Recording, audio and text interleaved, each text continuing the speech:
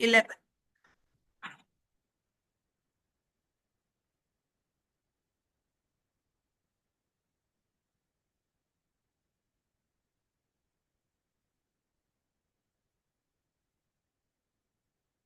मैंने इसकी वर्कशीट भी कर दूंगी, जब सम का फॉर्मूला करवा दूंगी ना आपके साथ, वर्कशीट शेयर करूंगी। फिर कोई भी क्वेश्चन आएगा आप सॉल्व कर सकते हैं। कल तक सम, आज भी सम स्टार्ट हो सकता है। Question number 11। Which term of the AP will be 132 more than the 54th term? AP आपको दी हुई है 3, 15, 27, 39 and so it continues. Which term? तो सबसे पहले लिखना है let the first term be a and common difference d. फिर nth टर्म क्या होती है? a plus n-1 d। So which term is 132 more than 54th term? तो कंडीशन क्या है कि a n should be 132 more than a 54।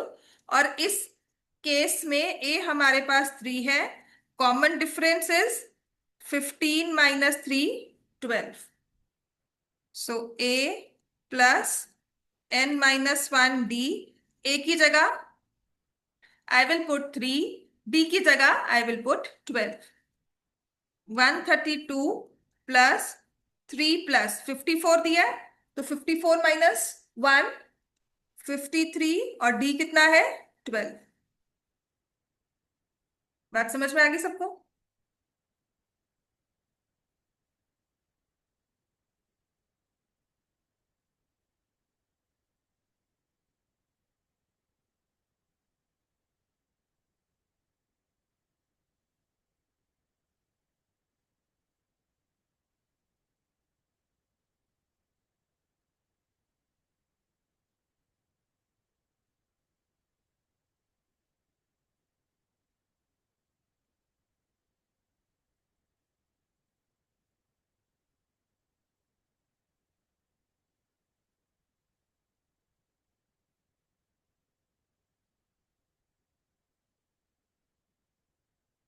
ठीक है, कैलकुलेशंस क्लियर है सबको?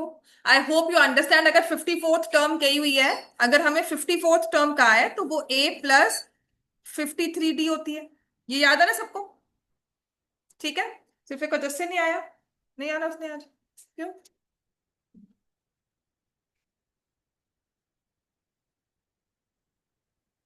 इतना क्लियर है सबको? ए प्लस 53 डी।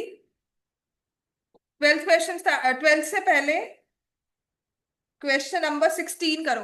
16, 17th मैं करवाऊंगी। क्वेश्चन नंबर 16 करो।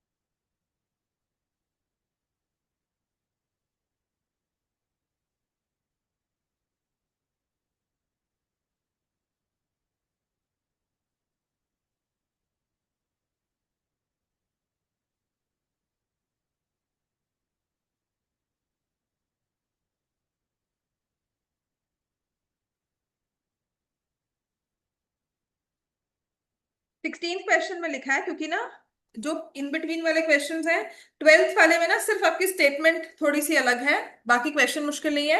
और दूसरी चीज, this can be one of your MCQs also, right?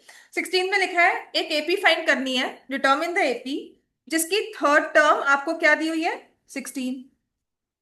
बिल्कुल ठीक है ना? अच्छा, थर्ड टर्म के बारे में कहा गया है तो आपको क्या दिमाग में आता है? थर्ड टर्म a+2, ठीक है ना? तो मतलब एक इक्वेशन तो मेरे पास अपने आप आ गई, a+2d = 16, ठीक है? तो जिसमें लेट द फर्स्ट टर्म, एक तो एपी नहीं है हमारे पास, so let the first term equal to a, common difference equal to, ठीक है? अब हमारे पास थर्ड टर्म दी है, whose third term is 16, ठीक होगी बात? सेवेंथ टर्म मतलब a7 exceeds the fifth term by 12, बन गया ये। सेवेंथ टर्म 15 फिफ्थ टर्म से 12 बड़ी है, तो a7 = a5 + 12। a7 के बारे में कहा जाएगा तो क्या याद आएगा? a+60। a5 के बारे में कहा गया तो a+4d + 12, तो ये a तो कैंसिल हो गया, यहां से 2d = 12। जितनी कैलकुलेशंस इसकी इजी हैं, किसी की नहीं होंगी। और मुझे समझ नहीं आया था, एक सेशन था जहां पे बच्चों को एपी समझ नहीं आ रही, तो मुझे समझ नहीं आया कि एपी समझ क्यों नहीं आ रही है, ठीक है? सबसे जरूरी चीज है फॉर्मूला याद रखो। एक चीज जब third term, fourth term, fifth term कही है, आपको इमिडिएटली उसकी जो टर्मिनोलॉजी है, जनरल टर्म है, वो फॉर्म होनी चाहिए आपके दिमाग में।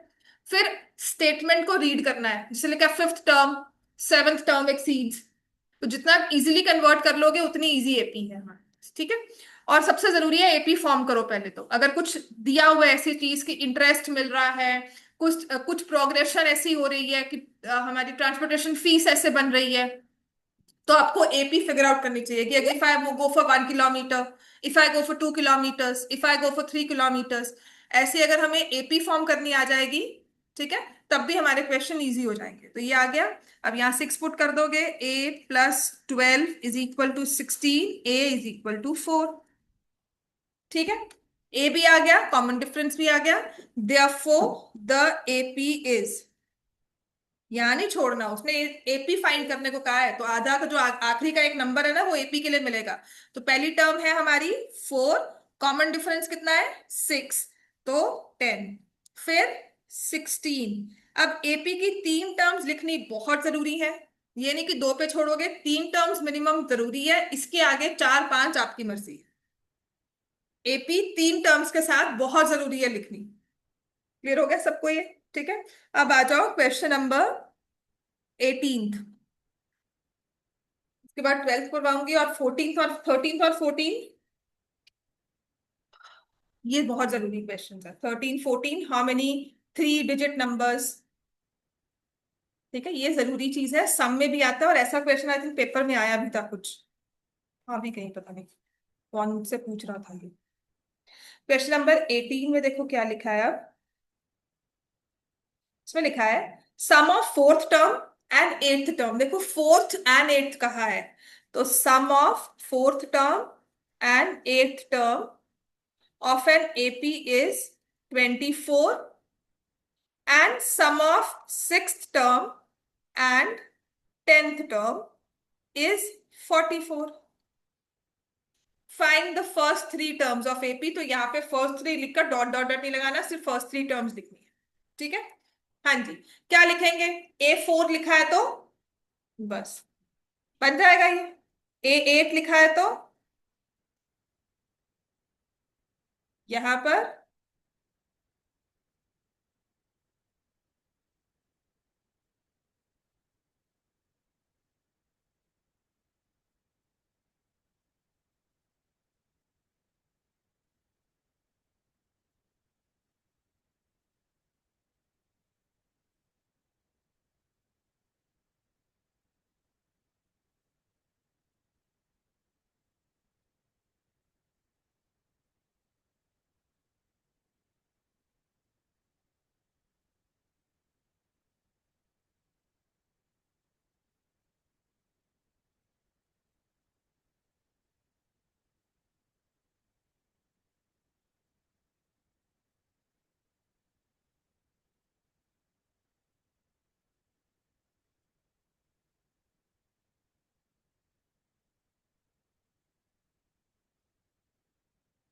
ये आ रहा।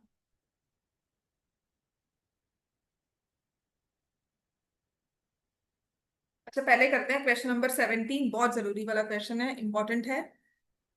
ठीक है, आपके एमसीक्यूज में भी आ सकता है ये, और आया भी हुआ है। ठीक है, पानी 2 दिन से नहीं हुआ था कुछ भी।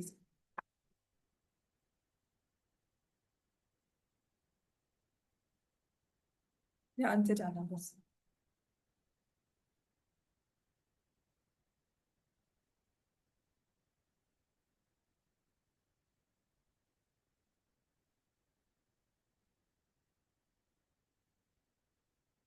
क्लियर हो गया बच्चे सबको ये? ठीक है, अब करवाऊं। फाइंड, क्वेश्चन नंबर 17 करना है, find the 20th term from the last term of the set. ठीक है, सबसे इंपॉर्टेंट क्वेश्चन है, मार्क कर लो इसको। ट्रिकी भी कह सकते हो, ये हमारे एमसीक्यूज में भी आता है और बहुत इजीली होने वाला क्वेश्चन है। देखो, एक 17th क्वेश्चन में ना एक एपी दी हुई है आपको, इसमें लिखा है 3, 8, 13, ऐसे करते करते लास्ट टर्म दी हुई है 253। ठीक है ना? अब अगर मुझे कहा जाए कि इस एपी में फाइंड द 15th टर्म, तो आप फाइंड कर सकते हो। A15 निकालना है ना? A15 की वैल्यू क्या होती है? A+14D। ए क्या होगा उसमें? 3, और कॉमन डिफरेंस क्या होगा? 5। अब जैसे उसने कहा है 20th टर्म, तो A20 निकालोगे, लिखोगे A+19D। ए को लिख दोगे 3, और डी को लिख दोगे 5, फिर भी हमारे पास आ जाए। पर अब उसने लिखा क्या है, सबसे जरूरी है, उसने लिखा है 20th term from the last. ठीक है, क्योंकि अभी हमने एपी सिर्फ स्टार्ट की है, तो मैं आपको ये क्वेश्चन टेक्निकल पार्ट से नहीं करवाऊंगी, मैं इसको बहुत लॉजिकल वे से करवाऊंगी कि हम इसको ओरली भी सॉल्व कर सके और हमारे लिए आसान भी हो जाए। ठीक है, कि ये तो सबसे लास्ट टर्म ये है, इससे पहले एक सेकंड लास्ट टर्म होगी, बता सकते हो क्या होगी वो? 253 से जस्ट पहले क्या टर्म आएगी? कॉमन डिफरेंस 5 है, कौन सी टर्म आएगी यहाँ पे? 248। 248 से पहले भी एक टर्म होगी, 243। अच्छा, लास्ट टर्म क्या है इस एपी में? 253। सेकंड लास्ट क्या है? थर्ड लास्ट क्या है? तो कहते हैं ऐसे पीछे से चलते चलते ना आपके पास एक 20th लास्ट टर्म होगी। लास्ट टर्म से 20 चलना है, 20th term from the last, कि यहां से चल रहे हो और आपने 20th टर्म तक पहुंचना है। तो अब बताओ वो क्या है? तो जब भी आपको कहा जाए 20th term, 15th term, 4th term, 9th term, there are times जब बच्चा ओरली भी कैलकुलेट कर लेता है, पर कुछ ऐसा दिया हो तब हमें क्या करना है? 20th टर्म का है ना, तो कहीं भी एक स्टेप में गलती होगी, पूरा क्वेश्चन गलत, तो हमें क्या करना है? हमें हमेशा एपी को रिवर्स कर देना है, रिवर्स द एपी। ठीक है, जो लास्ट टर्म है वो पहले लिख लो, फिर 248, फिर 243, सो ऑन करते करते 3 पे पहुंच जाएंगे। तो हमने एपी को रिवर्स कर दिया, बस फर्क क्या हुआ कि पहले जो हमारी फर्स्ट टर्म 3 थी, अब क्या हो गई 253। पहले कॉमन डिफरेंस जो +5 का था, अब क्योंकि उल्टा चल रहे हैं तो क्या हो जाएगा? देखो, निकालने के लिए -5 किया ना सबने, वही कॉमन डिफरेंस रिवर्स होके माइनस हो जाएगा। सबसे इजी वे है, बाकी सभी ना आपके कॉम्पिटिशन, या जब हम एपी को अच्छे से समझ लेते हैं तब आता है शॉर्टकट सारे जो है, कि नहीं मुझे 3 के साथ ही निकालना है। So that will be another topic, will be discussed in some other time, पर अभी के लिए ये करेंगे। अब नीचे वाली रिवर्स एपी की 20th टर्म निकाल लो।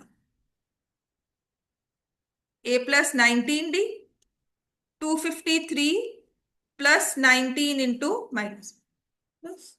मतलब ये तो मैंने यहाँ पर आपको सब्जेक्टिव वे में लिखा है, अगर एमसीक्यू होगा आप डायरेक्टली करोगे 253 19, क्योंकि निकालना है एपी, यहाँ पे +5 का डिफरेंस था, -5 कर दो। तो 253 -95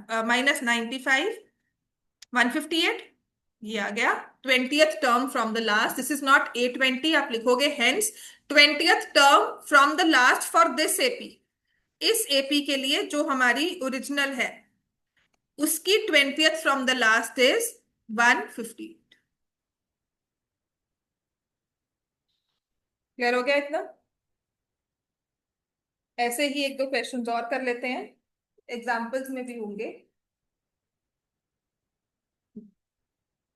एग्जाम्पल 8 देखो, find 11th term from the last.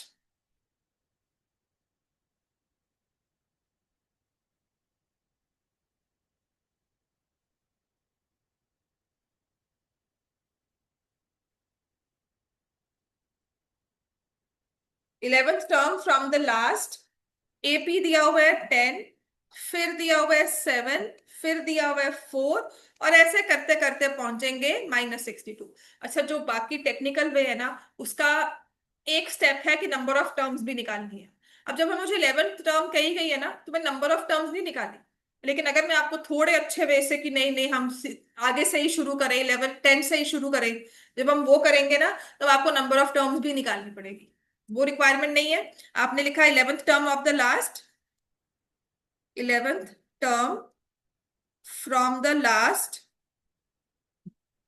for 10, 7, 4, so on till -62 is the first term, is the 11th term from the beginning, is the 11th term from beginning of AP -62. ये नहीं पूछे पता, लेकिन 4 आएगा, फिर 7 आएगा, फिर 10. ठीक है. तो अगर आपकी ओरिजिनल एपी में कॉमन डिफरेंस माइनस में है, तो रिवर्स में प्लस में हो जाएगा. ओरिजिनल में प्लस में है, तो माइनस में हो जाएगा. ठीक है. तो इस वाले में ए जो है वो -62 है. कॉमन डिफरेंस क्या लिखोगे? प्लस.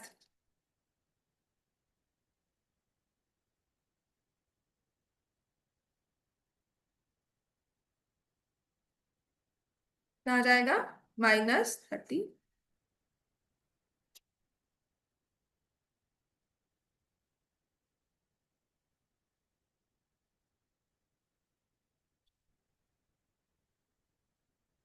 क्लियर हो गया इतना?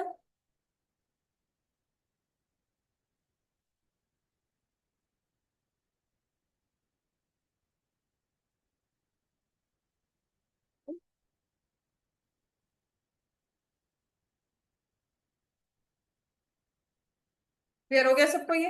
ठीक है. अच्छा, एग्जाम्पल पर ही आ जाओ. एग्जाम्पल 1 देखो, कर सकते हो. एग्जाम्पल 1 कर लिया. एग्जाम्पल 3 देखो, 10th term of the AP. चलो एग्जाम्पल्स पे भी आ जाओ. उसके बाद फिर मल्टीपल्स वाला क्वेश्चन करवाना शुरू करूंगी. एग्जाम्पल 3.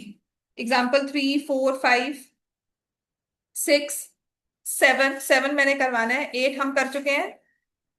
9th में हमारी स्टेटमेंट प्रॉब्लम्स है. 10th में भी स्टेटमेंट प्रॉब्लम है. ठीक है. स्टेटमेंट प्रॉब्लम्स बाद में करेंगे, पहले मैं मल्टीपल वाला करवा दूंगी. पहले हम करते हैं एग्जाम्पल 3, जो कि लिखा है find the 10th term of the AP. कुछ नहीं, फ्रॉम द बिगनिंग स्टार्ट नहीं लिखा, 10th टर्म चाहिए.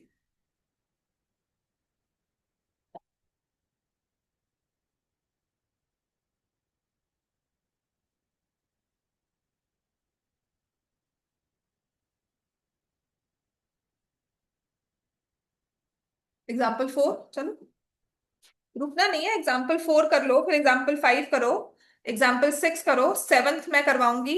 8th कर चुके हैं. उसके बाद सिर्फ आपको 12th करवाना है. 12th करवाने के बाद 13, 14, 15 एक जैसे नंबर्स हो जाएंगे. 15th भी अलग से है, 13th और 14th हो जाए.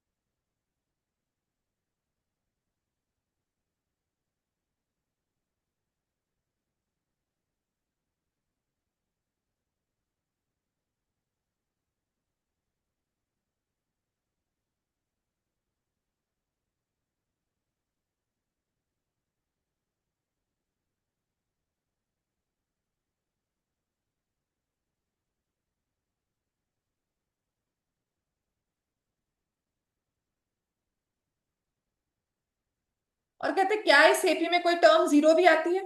एग्जाम्पल 4 में यही कहा है ना, is there any term zero? Give reasons for your answer. तो कोई टर्म जीरो होने का मतलब है a+n-1d should be equal to zero, जिसमें a हो जाएगा 21 and common difference will be -3। यही आ रहा है। तो इससे सही से हमारे पास n की वैल्यू जो है वो 8 आ जाएगी। तो जस्टिफिकेशन आपका जो फॉर्मूला सॉल्व किया वही है। गिव रीजंस कहा जाता है ना, तो फॉर्मूला ही बताओगे ना कि हमने इसमें वैल्यू पुट की तो मेरे पास n की वैल्यू 8 आ गई। Since n is a natural number, n एक इंटीजर पॉजिटिव इंटीजर में आया, तो therefore 0 is a term of the 8। ठीक है। एग्जाम्पल 5, थर्ड टर्म हमें चाहिए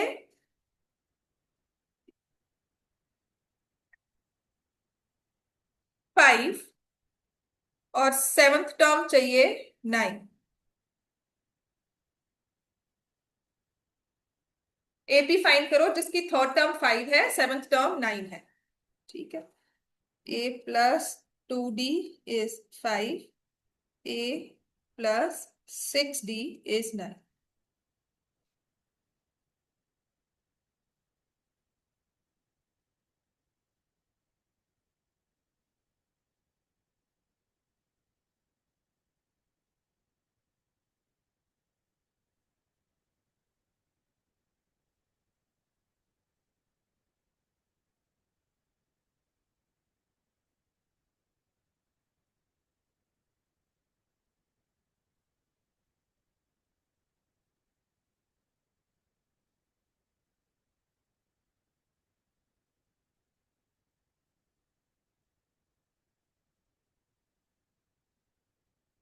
कॉमन डिफरेंस 1 आ गया, फर्स्ट टर्म 3 आ गई, तो एपी क्या बना? 3, 4, 5 सो ऑन। ठीक हो गया। Example 6, check whether 301 is term of the AP. Check whether 301 is term of the AP.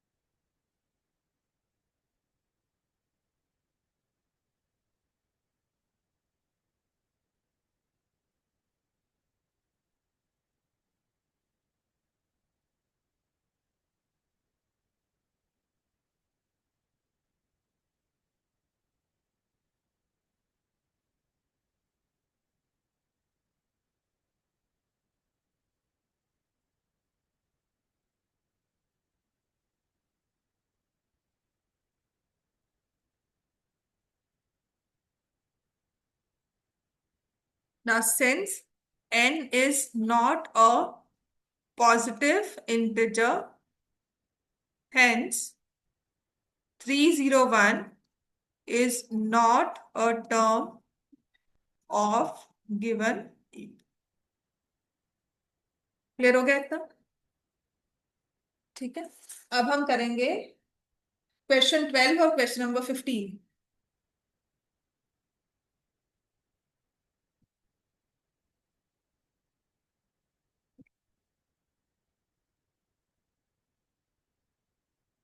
Clear हो गया इतना?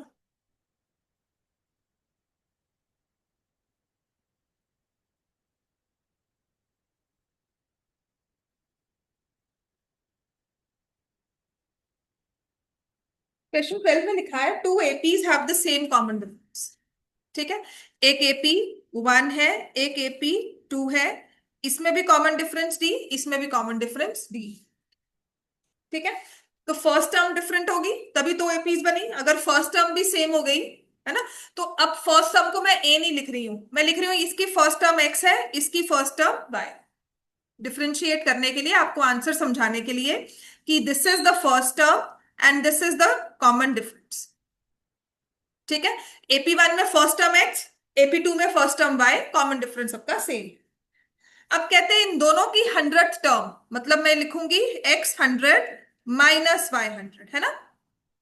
इसको x से शो कर लेते हैं, इसको y से। तो दोनों की 100th टर्म का डिफरेंस जो है वो 100 है। तो आपने यहां पे लिखा x + 99d minus y + 99d। बात समझ में आ गई है ना। तो ये आ जाएगा x + 99d minus y - 99d। 100 हो गया, ये कैंसिल हो गया। क्या आ गया हमारे पास? x - y = 100।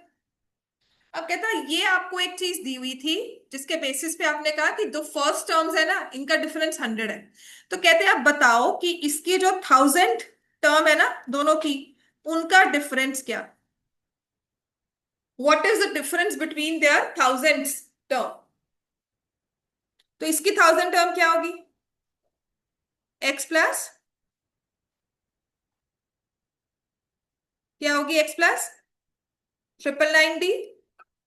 और इसकी क्या हो जाएगी?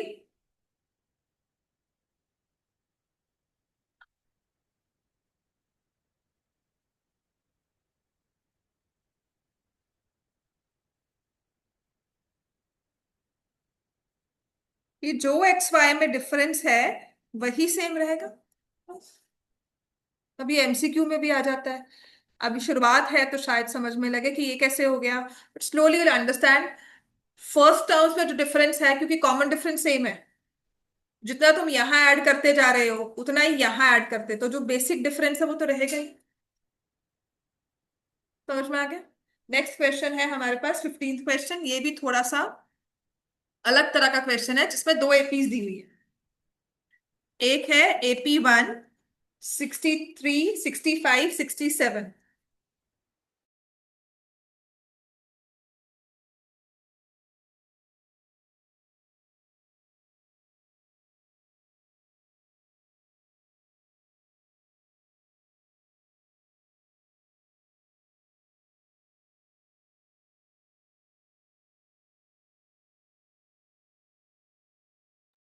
तो हमारे पास दो एपीज हैं, 63 65 67। दूसरी है 3 10 17।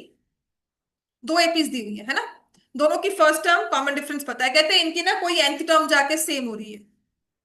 इसकी भी nth टर्म और दूसरे वाले की भी nth टर्म।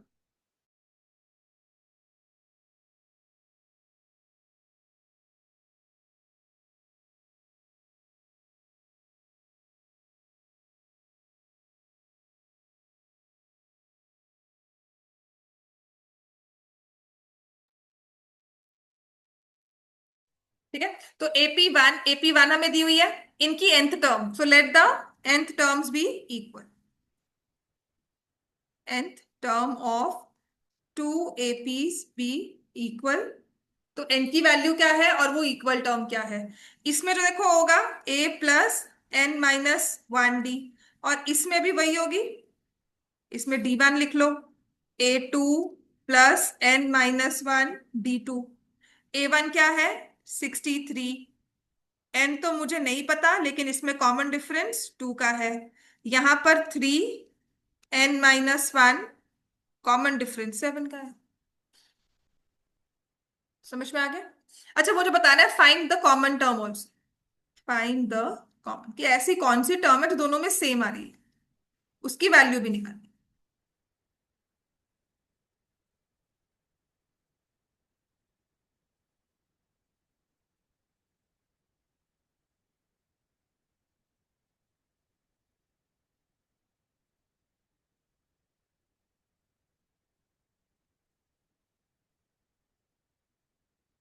दोनों में 13th निकाल कर चेक कर लेना, दोनों में सेम आएगा।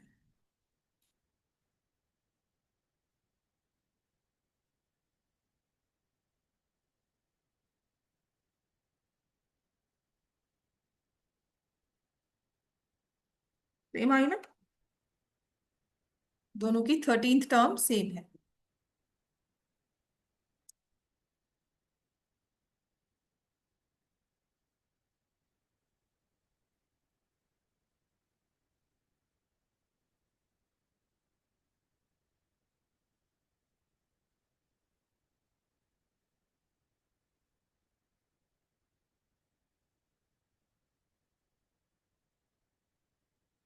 या ठीक है, चलो।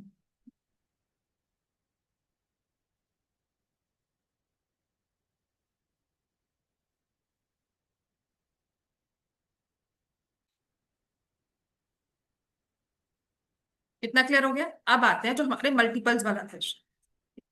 तो पहली चीज तो ना, एक चीज जो समझनी है सबसे पहला, ये ना प्रोबेबिलिटी में भी काम आएगा, लास्ट का चैप्टर है हमारा, और उसके क्वेश्चंस आते ही हैं, 1 मार्कर्स में भी आते हैं, 2 मार्कर्स में भी, ठीक है, 3 मार्क का क्वेश्चन भी आता है, तो प्रोबेबिलिटी में भी होगा। एक होता है फ्रॉम टू, और एक होता है बिटवीन, ठीक है। एक होता है numbers from 99 to, let me say 198, और एक होता है नंबर्स बिटवीन 99 एंड 190, ठीक है। फ्रॉम और टू का मतलब है, लिखो, बोथ लिमिट्स आर इंक्लूड, दोनों को इंक्लूड किया हुआ है, 99 को भी 98 को भी। और बिटवीन लिखा है ना, तो इसका मतलब 100 to 197, both limits are excluded. समझ में आ गया? समझ में आ गया सबको ये, है ना? सबसे जरूरी चीज यही है। अब आ जाओ क्वेश्चंस में, अगर हम अप्लाई करते हैं, देखो पहला हमारे पास क्वेश्चन एग्जांपल में ही है, how many two digit numbers are divisible by 3? How many two digit numbers are divisible by 3? Example number 7, इतना लिख लिया,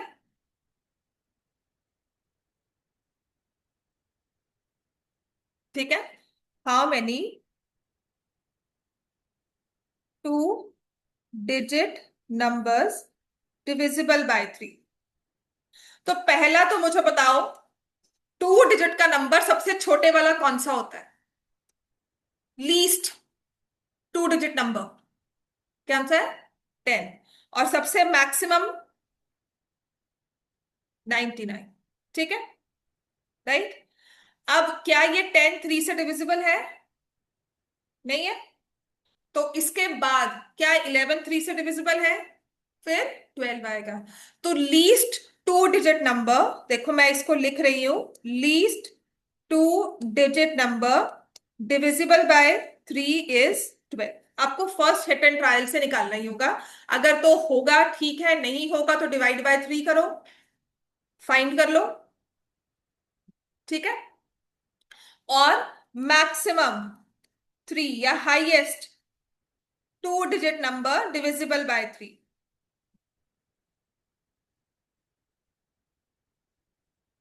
तो हमारे पास कौन सा आ गया? लास्ट सबसे बड़ा 99 है, तो क्या वो डिविजिबल है? बिल्कुल है, तो मैंने वो लिख दिया। इतना फाइंड कर लिया। अच्छा, पहला नंबर अगर 12 है जो डिविजिबल बाय 3 है, इसके बाद कौन सा होगा? क्या 13 है, 14 है, 15 होगा, ठीक है। फिर 16 17 18, ऐसे करते करते हम कहाँ पहुंच जाएंगे? 19। तो क्या ये हम मान सकते हैं कि जो ये मल्टीपल्स है ये एपी फॉर्म करते हैं? ठीक है, the given multiples will form an AP. First term क्या है? 12। कॉमन डिफरेंस क्या है? 3। तो हाउ मेनी? आपकी लास्ट टर्म 99 है, फर्स्ट टर्म 12 है, कॉमन डिफरेंस 3 का है, ठीक है। So 99 is equal to a plus n-1। ये ओरली भी हो जाता है, कोई ऐसा नहीं है कि नहीं हमने ऐसे क्यों किया, जस्ट दैट समझने की बात है, ठीक है। ये 3 4 आया, और ये 3 33 आया।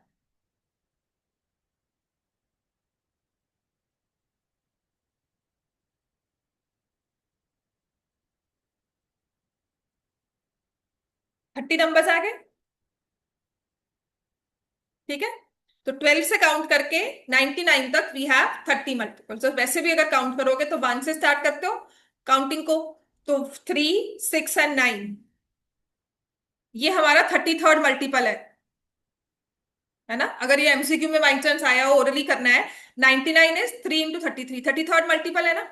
और आपने 3 6 9 तीन मल्टीपल्स छोड़ दिए, तो कितने बच गए? बात करोगे ओरली भी होता है, पर आपको जस्टिफाई करने के लिए भी एक वे है अगर कभी भी कंफ्यूजन होती है। ऐसे अब आ जाओ, हमारे पास लिखा है how many 3 digit numbers are divisible by 7। अब उसने आगे क्वेश्चन 13 में थोड़ा सा इसको बड़ा कर दिया। ठीक है, if I am not wrong तुम्हारे वाले पेपर में नहीं था, पर ऐसा ही क्वेश्चन ना कोई कैम्ब्रिज बोर्ड के पेपर में अभी के जो 10th में आया था, then he said that I couldn't figure out कि वो एपी की बात कर रही। ठीक है, तो वैसा क्वेश्चन मैं करवाती हूँ वैसे क्लास में हर बार।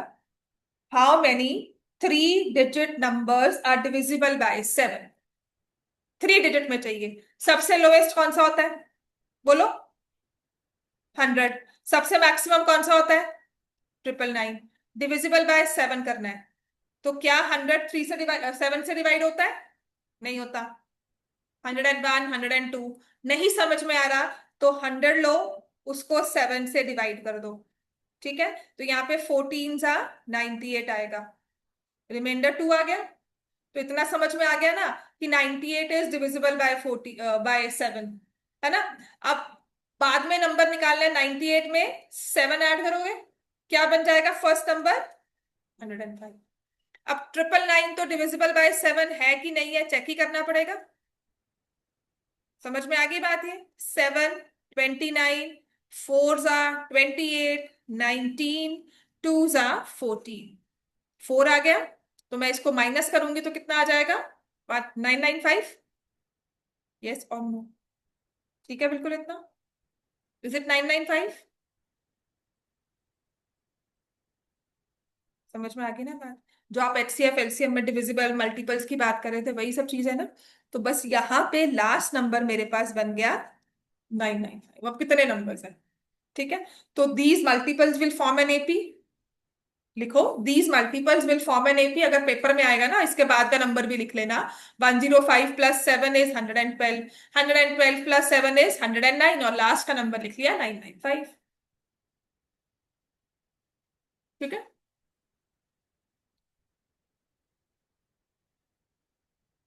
तो these multiples will form an AP, जिसमें फर्स्ट टर्म होगी 105, कॉमन डिफरेंस होगा 7। तो अब आपसे पूछा जा रहा है कि 995 कौन से नंबर वाली टर्म है?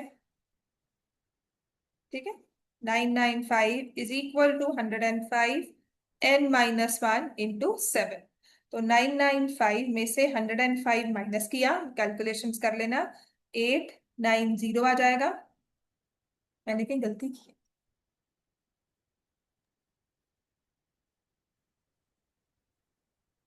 इसमें 5 आता है। मैं कह रही हूँ कहीं गलती की है। 995 तो भी मैंने 2 बार क्या था, नहीं होगा। ये देखो 994 आएगा। मतलब सिर्फ कॉपी कर रहे हो, है ना?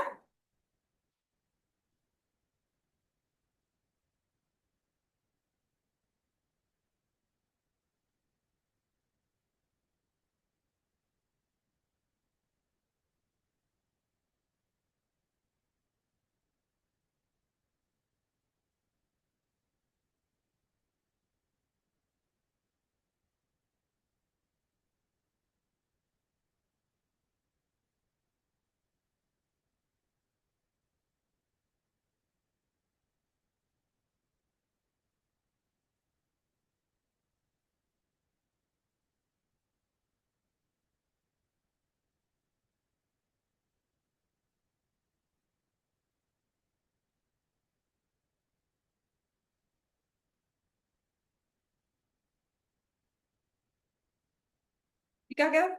अब तो चेक कर ली कैलकुलेशन सबने? हाँ जी, नाक जाग जाओ नींद से भाई, उठ जाओ। अब इसमें और भी बहुत क्वेश्चंस है, 3 4 और करवा दूंगी। इतना क्लियर हो गया? Next question number 14। हाँ जी, तुम्हारी गलती कहाँ हुई है इसमें?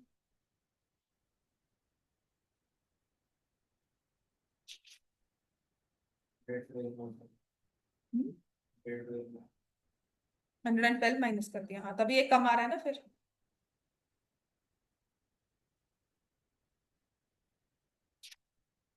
मतलब वेरिएशंस बहुत है। ठीक है, अब लिखा है how many multiples of 4 lie between 10 and 250। समझ में आ गया क्वेश्चन सबको? 14th वाला देखो अब। multiples of 4 lie between, तो इसने लिखा है क्वेश्चन नंबर 14 में, मल्टीपल्स ऑफ 4 जो लाई करते हैं बिटवीन 10 एंड 250। अच्छा, बिटवीन का है ना, तो ना ही 10 ना ही 250 दोनों इंक्लूड नहीं किए जाएंगे, बट क्योंकि नंबर ही 4 दिया हुआ है ना, तो दोनों जो है लिमिट से वैसे भी बाहर ही थे, क्योंकि 10 तो डिविजिबल होता ही नहीं 4 से, राइट। तो हमारा पहला नंबर कौन सा आएगा, बोलो। 12, फिर 16, फिर 20, सो ऑन। और लास्ट नंबर कौन सा होगा, 250 दिया हुआ लिमिट, उससे पहले वाला 4 से डिविजिबल। डिविजिबिलिटी टेस्ट ऑफ 4 लगाओ। क्या होता है डिविजिबिलिटी टेस्ट ऑफ 4? लास्ट के 2 digits should be divisible by 4। तो 250 से पहले क्या होगा, 249 नहीं होता, 240 हो गया। बिटवीन कहा था, तो बिटवीन का मतलब these two not to be included, वैसे भी ये नहीं आ रही थी, तो यहीं पे वेरिएशन है, अगर मैंने 5 कहा होता है यहाँ पे। देखो पहले ये वाला सॉल्व कर लो। तो 248 is equal to 12 plus n minus 1 4। 236 divide by 4 plus 1 is n। 60 number आ गए, 60 मल्टीपल्स। ठीक है, अब इसी में वेरिएशन लिखो, अभी और भी लिखवा रही हूँ, इसमें 15 मिनट यही सब करना है हमने, और वही जो कैम्ब्रिज बोर्ड में आया था। ठीक है, इतना हो गया। अब मैं 4 की जगह ना 5 लिख दूं, how many multiples of 5 between. अब यहां पर ना, हाँ, तो ये नंबर हमें नहीं लेना, बिटवीन कह दिया ना, तो ना ही 10 लेना है ना ही 250 लेना है, दोनों ही लिमिट्स जो है, कभी कभी क्या होता है एक लिमिट है, कभी कभी क्या है दोनों है, कभी दोनों ही नहीं होती। ठीक है, तो यहां पर 10 की जगह हम क्या लेंगे, 15, 20, 25, और यहां कौन सा लेंगे, 240। तो फाइन कर लो।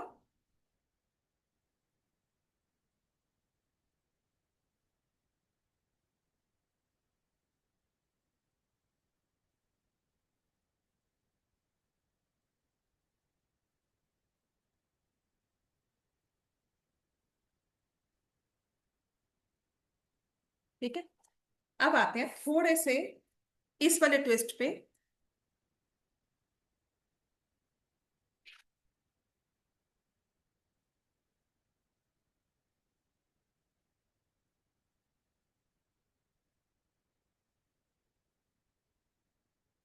अच्छा, जैसे मैंने आपको कहा है ना, how many numbers are multiples of 5, how many numbers between 10 and 250 divisible by 5, है ना।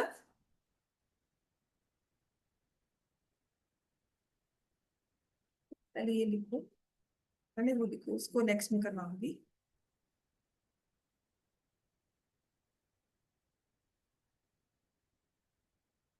Find the number of all those numbers, all 3 digit numbers, all 3 digit numbers which leave a remainder of 2 when divided by 9।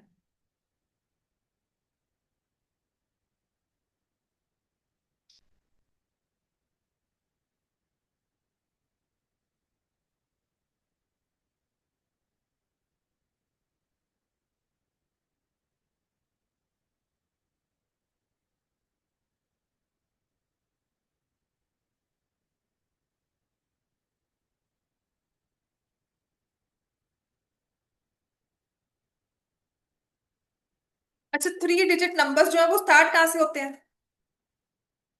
100 से, है ना, और खत्म कहाँ होते हैं, डिवाइजर हमारे पास 9 है। कुछ ऐसा ही क्वेश्चन था, आई डोंट रिमेम्बर, बट मुझे जस्ट डिस्कशन में पता लगा था। तो क्या ये 100 जब 9 से डिवाइड होता है रिमाइंडर 1 देता है, और रिमाइंडर 2 देता है, रिमाइंडर 2 चाहिए। इसका रिमाइंडर क्या आ रहा है, जब इसको 9 से डिवाइड किया 1 आ रहा है, इसके बाद नंबर कौन सा लोगे? 101। अब हमें मल्टीपल नहीं चाहिए, हमें रिमाइंडर टू वाले चाहिए। तो हमने 9 से डिवाइड किया, रिमाइंडर टू आ गया, है ना? तो मेरा फर्स्ट नंबर मुझे क्लियर हो गया, 101। अब बताओ इसके बाद वाला नंबर कौन सा होगा? 101 के बाद 102 होगा, 103 होगा, 104, कौन सा होगा?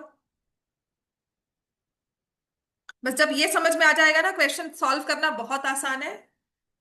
110, क्योंकि 108 मल्टीपल है, उसमें टू ऐड कर दो, क्या बन जाएगा? 110। बात समझ में आ गई? मतलब मैं क्या कर रही हूँ, मैं मल्टीपल ऑफ एन ढूंढ रही हूँ 9, उसमें टू ऐड कर रही हूँ। 9 का मल्टीपल लेकर रिमाइंडर टू चाहिए। एलसीएम नहीं करता था, leave a remainder of 1 when divided by this, leave remainder of 7 when divided by this. तो एलसीएम में +7 करते थे, वही चीज कर रही हूँ। कि पहले मैंने कहा 99 है, 99 में टू ऐड कर दिया, मेरे पास 3 डिजिट का बन गया। फिर 108 है, उसमें टू ऐड कर दिया। इन बिटवीन आप सारे चेक करोगे, कोई भी रिमाइंडर टू नहीं देगा। इसके बाद क्या आएगा? 119, डायरेक्टली 9 ऐड कर देंगे। अब लास्ट नंबर क्या होगा? क्या 999 होगा? ये तो रिमाइंडर दे रहा है हमें 0। तो इससे पहला नंबर कौन सा होगा जो डिविजिबल है? 990। ठीक है, इसमें टू ऐड किया, तो ये हमारे पास एपी बनकर। बस इसमें यही फाइंड करना मुश्किल है। देयर विल बी कंफ्यूजन कि आप 999 ले लोगे, फिर कहोगे नहीं नहीं 997 ले ले। बात क्लियर हुई? आपको रिमाइंडर टू चाहिए, तो आपका जो लास्ट नंबर है वो डिविजिबल बाय 9 आ गया, तो हमें ये नहीं लेना। ठीक है, हम क्या करेंगे, इसके पिछले वाले मल्टीपल पे जाएंगे, जो कि है 990। इसमें टू ऐड कर दिया, तो मेरे पास लास्ट नंबर बन गया 992। अब काउंट कर लो हाउ मेनी नंबर्स। समझ में आ गया? बस जरूरी चीज समझने वाली है कि जब रिमाइंडर टू चाहिए तो नंबर की फॉर्मेशन ये होगी, जो डिवाइजर दिया है into n plus one. Number will exist in the form of 9 into n+2। ये सपने देख रहे हैं। ठीक है, 9 इंटू n+2, इतना क्लियर हो गया? फाइन करो चलो। हाँ मेरी नंबर ज्यादा है।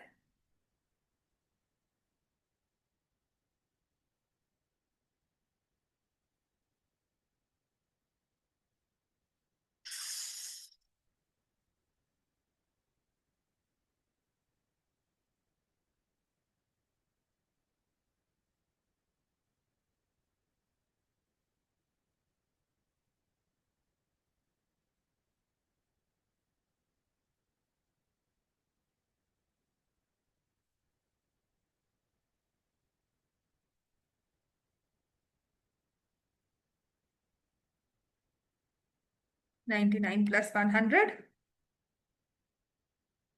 100 नंबर्स। ठीक है, अब आ जाओ, अब सबसे आसान काम कर। ना क्लियर हो गया? हाउ मेनी, देखो, टू डिजिट पर आ जाए, किस डिजिट? नंबर थोड़े बड़े हो जाएंगे, ठीक हो जाएगा। How many two digit numbers, how many two digit number, 3 digit numbers लिख लो। टू में ना थोड़ा सा इजी हो जाता है, ओरली भी कैलकुलेट कर लेते हैं। 3 digit numbers are divisible by to.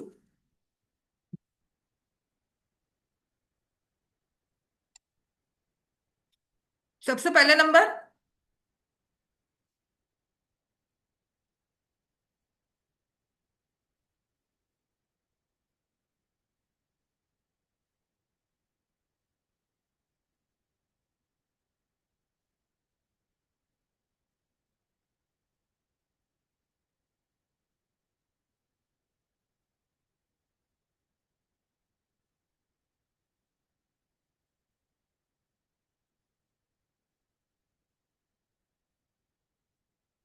Clear हो गया? इस आंसर को ध्यान रखना। अब इसके बाद आपने क्या करना है, जहां मैंने डिविजिबल बाय टू लिखा है ना, आपने डिविजिबल बाय 5 निकालना है। How many 3 digit numbers are divisible by 5? ये प्रोबेबिलिटी में भी क्वेश्चन काफी रेलिवेंट हो जाता है हमारे लिए। ठीक है,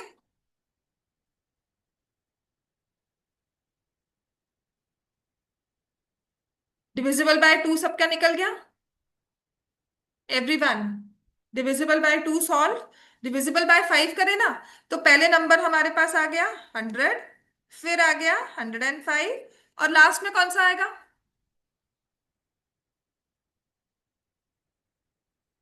9,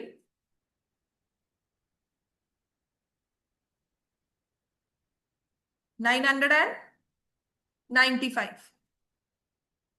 ठीक है, सो 995 minus 100 divide by 5 plus 1, proper formula लिख लेना।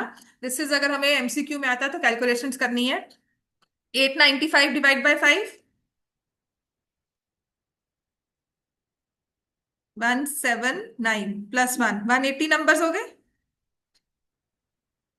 ठीक है, अब लिखो। तो पहले तुम्हारे पास 2 वाले आए थे 450 नंबर्स, 5 वाले आए 180। अब मैं कह रही हूं how many numbers of 3 digits are divisible by 2 and 5। The word is and, 2 and 5। 2 and 5 का मतलब वो नंबर 2 से भी डिविजिबल हो, 5 से भी हो। तुम्हारी लॉटरी लगी हुई है, वहां पे तुमने रैंडमली पिक करना है। वो कहते हैं कि you win if you pick a number which is divisible by 2 and 5। तो दिमाग में पहले कौन सा नंबर आएगा? जो, हाँ, 100। ठीक है, बिल्कुल, है ना, पहले नंबर आ जाएगा कि 100 आ जाए, 100 आ जाए। अच्छा, 100 नहीं आ रहा तो फिर हम क्या कहेंगे, कौन सा नंबर आ जाए? 101 आए, 102 आए। 2 से तो डिविजिबल हो गया लेकिन 5 से नहीं हो गया। 105 आ जाए, नहीं नहीं। फिर कौन सा आएगा? 110। फिर कौन सा आएगा? 120। तो 2 and 5 में क्या मैं एलसीएम ढूंढ रही हूं कि जो 2 से भी डिविजिबल हो, 5 से भी हो, मतलब हम एलसीएम ले रहे हैं। मतलब एपी में अब मैं एलसीएम भी ले आई साथ में। 2 and 5 का मतलब I am looking for multiples of 10। ठीक है, अब मल्टीपल्स ऑफ 10 लास्ट में कौन सा नंबर होगा? सबसे आसान हो जाता है। ठीक है, so how many numbers are there? 990 minus 100 upon 10 plus 1, 90 आ गए। 90 ऐसे नंबर्स हैं जो 2 और 5 के दोनों से डिविजिबल होते हैं। ठीक है, अब फिर से ट्विस्ट, जो सबसे वाला हमारा मुश्किल होता है। 2 and 5 है ना, अब ये एंड को हटा दिया मैंने, और यहां पर मैं क्या लिख रही हूं? 2 और 5। अब वही सेम लॉटरी का सिस्टम है। You win the prize if you pick a number which is multiple of 2 और 5। एंड में एज वेल एज भी लिख सकते हैं। ठीक है, और या 2 या 5। तो सबसे पहले दिमाग में आएगा ए भगवान, आप कहोगे 100 आ जाए। फिर 101 नहीं आए, फिर क्या कहोगे? 102 आ जाए। फिर कहोगे 104 आ जाए। फिर लिखोगे 106। फिर लिखोगे 108, 110। क्या छोड़ दिया यहाँ पर? 105। है ना? हम ऐसी लिस्ट बना रहे हैं, अब मैन्युअली तो बनाने से रहे, है ना? तो मैं अब इसका फास्ट वे करती हूँ कि ऐसे कितने नंबर्स मेरे फेवर में हैं, मुझे कितने नंबर्स चाहिए, मतलब इनमें से कोई भी नंबर आ सकता है। मेरे दिमाग में उन सब की लिस्ट आनी चाहिए कि ये नंबर मेरे आ सकते हैं, है ना? तो पहले मैं करूंगी 2 के सारे मल्टीपल्स को इकट्ठा। तो आई से ऑल मल्टीपल्स ऑफ 2 इकट्ठे हो जाओ, जो कि आप पहले निकाल चुके हो कि ऐसे 3 डिजिट नंबर्स कितने हैं? 450 हैं। फिर मैंने कहा सारे मल्टीपल्स ऑफ 5 भी मेरे आ सकते हैं। अब मुश्किल क्या है? मुश्किल है कि जो 110 है तो एक ही स्लिप उस पूरे बैग में, लेकिन मैंने उसे 2 में भी काउंट कर लिया, मैंने उसे 5 में भी काउंट कर लिया। ऐसे ही ये जो 100 है, ये 2 में भी आ गया, ये 5 में भी आ गया, है तो एक ही स्लिप ना। तो एक बार इसको माइनस कर, जब भी और होता है तो जो इनके कॉमन मल्टीपल्स हैं उन्हें एक बार माइनस करते हैं, because they be added twice. तो आप नंबर ऑफ नंबर्स निकालोगे ना कि 2 और 5, तो 450 प्लस 180 माइनस 90, आंसर आ जाएगा 540 नंबर्स। ठीक है, क्लियर हो गया? अब इसमें नेक्स्ट लिखो। अब इसी का और ट्विस्ट है, तो मैं अभी आपको नंबर काउंट करवा रही हूँ ना, फिर इसको सम में लिखना होगा। Find the sum of all those numbers. उसके लिए भी ट्रिक हमारे पास यही होती है। ठीक है, अब आपने कहा कि ऐसे 540 नंबर्स हैं जो 2 और 5 दोनों से डिविजिबल है। अब मैं कहती हूँ नहीं नहीं, मैं अपने क्वेश्चन को चेंज कर रही हूँ, मैं अपने ड्रॉ को चेंज कर रही हूँ। आपको ऐसा नंबर निकालना है जो ना 2 से डिविजिबल हो ना 5 से। नंबर्स लिखो, divisible neither by 2 nor by 5, by neither 2 nor 5, neither 2 nor 5। तो जब ये केस आ जाएगा आप क्या करोगे? टोटल नंबर्स माइनस ये जो हमने निकाले हैं 2 और 5, है ना। पूरी लिस्ट में से 100 से लेकर 999 तक जितने भी नंबर्स हैं उनमें से 540 या तो 2 से डिवाइड होंगे या 5 से होंगे। तो कितने नहीं हो रहे? टोटल मेरे पास जितने नंबर्स हैं कितने हैं? 990 लास्ट है, 999 माइनस 100, कॉमन डिफरेंस 1 का होगा, +1। 900 नंबर्स है। क्लियर है ना? काउंटिंग तो ऐसी होती है कि नहीं? अगर नहीं है, अगर कंफ्यूजन आ रही है तो आप ऐसे लिख लो। 999 इक्वल टू 100, कॉमन डिफरेंस 1 का होगा। टोटल नंबर्स है 900, इसमें से 2 और 5 निकालने हैं, माइनस कर देने हैं 540, सो आंसर विल बी 360। ऐसे नंबर्स 360 हैं which are divisible, which are neither divisible by 2 nor by 5। Clear हो गया? 450 divisible by 2, 180 divisible by 5, 90 divisible by both, so 540 divisible by either and 360 divisible by none. इतना हो गया clear? ठीक है, चलो बाकी कल कंटिन्यू होगा। कल सम ऑफ एपी स्टार्ट हो जाए।